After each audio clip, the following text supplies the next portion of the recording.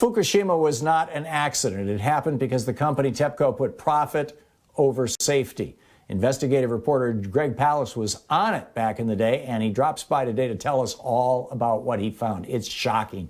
Check it out. Leave your comments, ding the bell, share it with your friends, and subscribe to our channel. Welcome back. Thom Hartmann here with you. We were just talking with Kevin Camps about Fukushima and what happened and the consequences of it, by and large, of all this radiation that swept over Japan and all over the world, and when the plume got to the United States and how it's contaminated our air and our water and our food supply.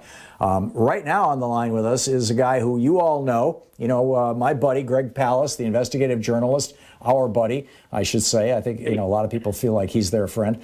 And his latest book, How Trump Stole 2020, which is still a good read. It's a damn good read. GregPalast.com, his website. You can tweet him at Greg_Palast. Greg, welcome back. I did not know until I saw it in one of your books that, and you'll have to remind me which one it was, that you were one of the guys who did some of the investigative work into Fukushima. Yes, well, what people don't know is before as a reporter I had a real job. That is, I was the chief investigator of racketeering in the nuclear industry for the Justice Department back in the big racketeering trial of the industry in 1988. And I also, the reason I knew about Texas last week when we were talking is that I wrote the United Nations Guide to Controlling the Power Industry. That's my old work. So when Fukushima went, I put together the team to go through the racketeering team from the industry. Because remember, these are U.S.-built and designed plants. This is important, Tom, because there is a nuclear plant under construction in the state of Georgia, and there's a courageous woman fighting it. Her name is Stacey Abrams, in case you haven't heard of her. That's a real courageous position, by the way. Because you've got construction unions who want to have that plant built, and they're fighting her. Yes, and also a guy named Brian Kemp, who surprisingly picked a crazy woman named Kelly Loeffler as U.S. Senate. Even Trump was surprised. Well, he didn't check. She's on the board of Georgia Power, which owns the Vogtle nuclear plant. They are the big money behind Brian Kemp and the big money behind trying to defeat Stacey Abrams. It's the nuclear industry which has gone out after Stacey Abrams. You have to understand this. It's not just GOP vote thieves. So here's what happened really in Fukushima. You heard on the radio, they didn't expect an earthquake of this size. Baloney. Okay, let me give you a couple quick numbers. It's not too technical. The plants were supposedly rated for 436 Galileos of motion. Forget the Richter scale. That's just a TV number, 9.0, et cetera. When the plant number 2, reactor number 2 at Fukushima was hit with a 550 Galileo earthquake. That's the real measure. They were rated for only 436.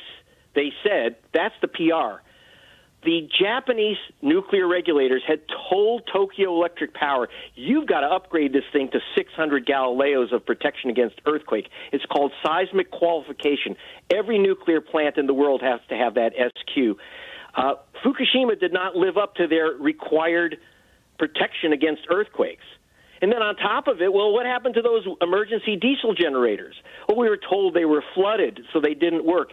Excuse me, in 1985, we have the memos. They were warned that they have to flood protect their diesel generators. Only Germany was the only place that actually took that to heart and actually protected their generators. So you have an emergency, but you have the emergency backup, which is not set for an emergency. But don't worry, Tom, because those diesel generators couldn't work anyway. That's why they broke down. The evidence is that the water never reached them. But the real issue is that those diesel generators can't work. These are gigantic machines, but a lot of them are literally taken off old cruise ships. They're supposed to go from 0 to 4,000 RPM in 10 seconds in an emergency. Now, you have to understand, you ever see a cruise ship leave dock at 200 miles an hour? No. And so what happens is that they break. There's only been one full-scale emergency test of generators, diesel generators, at a nuclear plant. That was at the Shoreham plant. And all 3 generators, we call them snap, crackle, and pop. When in an emergency test, a real emergency test, all 3 snapped, one in a few minutes and then the others over a couple of hours. Because is it the axles? They're not designed to actually go from 0 to 4,000 RPM. That's impossible. Cold start with these old diesel generators. And so they might as well have put Christmas tinsel around the nuclear plant. But it's not just Japan. That's the system used at every nuclear plant in the United States and Europe, is the backup of these diesel generators. They're more decoration than safety. That's the big problem. And we'd say, well, one, we still have, dozens of nuclear plants running. They're being decommissioned, but they're literally building this crazy plant in Georgia. And it's, besides it being a threat, it's going to bankrupt the state, and that's why Stacey Abrams is against it. It's going to bankrupt the ratepayers to build this expensive, dangerous tea kettle. That's absolutely amazing, Greg. You constantly blow my mind by the stuff that you know that I had no idea that you know, and the stuff that the things that you have done in your life.